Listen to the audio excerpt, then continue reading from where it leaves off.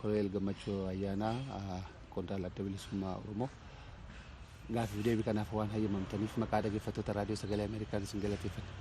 Galatan nabiina. Koloneel yeroo baay'ee ija namoota irraa maqtanii turtan.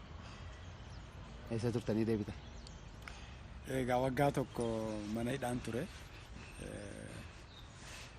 Waggaa tokko guyyaan muraasni yeroo irra tun ba'e mana hidhaati dheengadda. Kana. Amma mana murtiitu bilisa isin baase? Xalaa mana murtiitu dhufee naan jedhan Qilintoo. Akkasitti waamaniidhuma bahii naan jedhan. Koloneel Gammachuu Ayyaanaa akka gaafa hidhaa seenuu hin jiru har'a. Yoo hagam tokko ulfaatina keessan keejii keessan beektanii gaafas? Kiiloo 76 ture. Amma 52. Akkas. Kiiloo 25 hidhattani? Maaltu ta'aatiin ture? Fuulli keessanillee hin gurraachoftanii hin huqqattan. Fuulli keessan maal jijjiiramni isinirra mul'ate kun? Gaafa duraa sana xiqqoo mana dukkanaa keessatti baatii tokko qofaatti na hidhan. Lafichi firaashis hin qabu. Akka Jaanuwaarii keessa baay'ee qorra. Qabbana guddaatu jira. Mana murtiitti iyyadhee biiftuun agarsiisaadhe. Daanyaan suni kun dhimma bulchiinsa poolisiitti nun ilaaluudhe. Dhumarratti otuman ani mana sana keessa jiru dhufanii mana sana diiguu jalqaban. Eessa jechuudha? As maayikalaawii cinaatti ka ijaarratan sana. Manni sin firaashii tokko qofa buusa. Foddaan qabu, sagaleen homtuun dhaga'amu, biiftuun hin argu. Maatii nama hin quunnamsiisanii dhufanii mana irratti diiguu jalqabanii maaltu taa'e jennaani pirezidaantiin mana murtii federaalaa adde eenyu jedhamti Ma'aazaa eenyu jedhamti. Isheetu akkamitti ilmi namaa kana keessa jiraata diigaan hun jette mana 4 kilaasii 4 nama tokkoof tolchaa yoo kana dadhabdan immoo hunduma isaa diigaan hun jette jedhanii achi na baasanii hidhamtoota warra biraatti na dabalan. Maali sababni sadarkaa sanitti qaamni keessan hidhachuu fuulli keessan akkas gurraacha'uu? Jireenyi isaa egaa ijoolleen baadiyyaa Dalloo Mannaarraa, Dirree Dawaarraa, Gujiirraa, Booranarraa, Beegii, asii jaldufa irraa ijoollee qotee bulaa gaafa qabaman ijoollee umurii waggaa 18-19 nuti amma 43 turre Qilintoo namni isaan gaafatu tokkoyyuu hin jiru. Maatiin isaanii dhufuuyyuu hin danda'anii Finfinnee dhufanii warra galuu danda'u miti. Buufata poolisii sanatti nyaati gahaan hin jiru. Amma dhawayya erga Qilintoo dhaqnee erga baatii 3 as malee. Egaa namni hiree kanaan dura hojiitiinis namaan wal baruutiinis anumaan gaafata. Ijoolleen dargaggoon hin beelofti. Akka kiyya miti beekte namni akkuma humna qabu ati amma dargaggeessa miti ni beekta kana akkuma humna qabu nyaatallee guddaa isa barbaachisa. Nyaati hin jiru buufata poolisii kana. Nyaati isaanii baay'ee xiqqaa. Waa xiqqoo tokko namatti kennu kaan anuma anaaf dhufu qooddannaa jechuudha. Kaanuma dhibeen biraatiin jiru. Nyaataa dhugaatii dhabuudha malee garuu dararaa fi torchii waan garaagaraa hin jiru takka. Sodaachisuun jira. Mana dukkanaa keessatti nama hidhuun jira. Manichi silumaayyuu manichuu ka ijaaramee fi waan mana sanaa qoradheera argan achi galee. Waan nama sana keessattidhaan asii ol samii qofa kaaree meetiriidhaan samii asii ol argita. Balbala torbatu sitti cufama yeroo torba. Mana erguman namatti dabalameeyyuu iskeer kaaree meetirii 24 keessa 17 taanee ciifna. Namni hundu akkasuma waan nyaataa achumatti nyaannaa waan ciisaa achi sagaleen alaa keessatti malee keessaa alatti hin dhaga'amu. Yoo barbaadan dijitaalii namatti cufuu balbalichi. Waan kana gaafan qoradhu. Waan kana Saawuz Afrikaa dhaqanii diizaayinii isaa fidan. Akkatti bara apartaayidii warri adii gurraacha hiraarsan.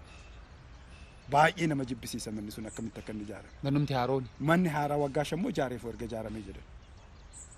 Saawuz Afrikaa dhaqanii kan waggaa 50-60 dura ijaarame. Warri adii gurraacha itti hiraarsan sagaleen isaan dhaga'amu. Otu waan fedhe ta'ee sagaleen kee alatti hin dhaga'amu. Poolisiin dhufee balbala yoo dhaabbate aan itti haasoftu hin dhaga'u isatti aansaa dhageessa. Sagaleen humtuu keessaa gadi hin bu'u. Kanaaf manichi baay'ee fokkisaadha. Kanarraan immooyyuu saba hundatu jira achi keessa.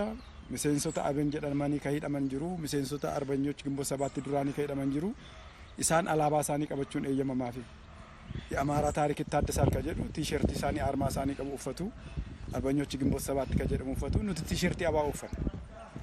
Tiishartii abaa'oo kana uffachuu baay'ee jibbu poolisoonni achi jiran maaliif akka ta'e naan galu.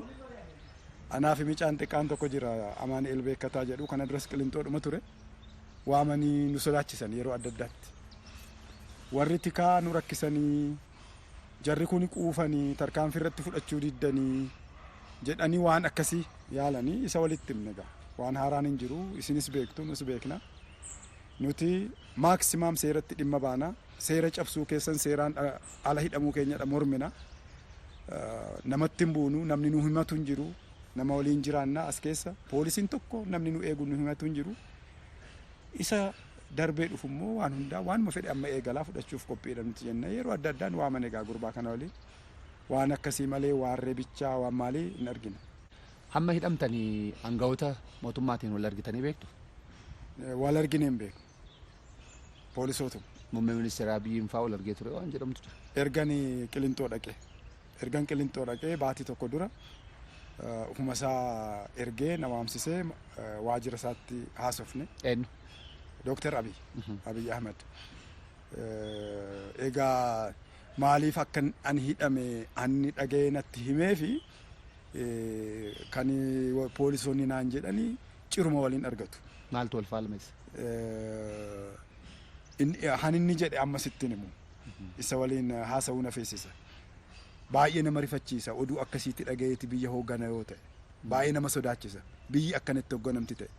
Yoo egaa kana qulqullummaadhumaan dhugaasaa natti hime jedheen amanan. Kanaan alii isaaf rabbitu qofa beeka. Isa natti hime kanadha taanaan akkamitti biyya kana bulchaa nama yaaddessaa jechuudha. Waan dhimma nama tokko irratti hiyyeessa miseensa adda bilisummaa Oromoo karaa kanarra miilaan deemaa oolu na argaa oolan.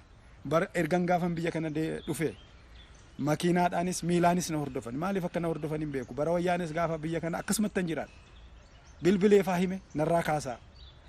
Narraa kaasaa ani bakka barbaadanitti dhufeen gabaasa guyyaa guyyaan hordoffii kana narraa kaasaa jedhee. Kanaafi na argu na beeku waan inni dhokate homtuu hin jiru hannama miskiina akka kiyyaa kana hagana dogoggoran waan inni baay'ee komplikeetir ta'e otu dhufe akkam godhu jarri kuni nan yaadda'ee nan sodaadhe ammallee na sodaachisa waan biyya kana. Dooktar Abiyyiin kanaan dura qaamaan wal beektu? Waliin guddanne qaamaan wal beekne. Eessatti waliin turtan? Irra guddaa waliin jiraanne lola baadimmee irratti. Bakkuman ani bakka ajaja kiyyaa hojiin keenya walitti hin dhufu inni opereetarii reediyooti. Ani ajajaa makaanaayizdiin ture garuu bakki keessuma keenyaa tokko. Waliin oollaa waamnee wal ergannaa umuriin isa tun irra xiqqaadha. Akkasitti waliin jiraan. Amma walumaa gala turtiin keessan amma gama waggaa tokko jala hidhaa keessa turtan kuni isinuma hidhuu barbaadaniiti moo waan yaadan wahii waa yaadanii dogoggoraniiti jettanii yaaddu? Jibbinsa adda bilisummaa Oromoo irraa qaban. Ejjennoon kiyya beekama. Waraana bilisummaa Oromoo irratti lola labsan. Lammaatti meera.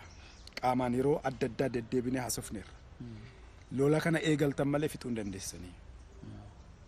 Bar aniifatiin jedhe lammaatiin. Jaalguutama hawaasa waggaa 27 irraa 28 irraa barraaqitti wareegame. Waraanni garuu ammayyuu barraaqi jira. Marroofaa ajjeesuu dandeessu. Abbaa ta'e ajjeesuu danda'u. Waraana xumuruu hin dandeenye kana hin eegaliina. Waliigalteen keenya akka asmaraatii jenne sanatti haa xumuratu. Dhimma kana abaa'oo fi oppiidiyoo irraa baafnee Oromootti haa kenninu. Gaaffiin kun gaaffii Oromooti. Oromoon akka isaaf ta'utti haa furatu.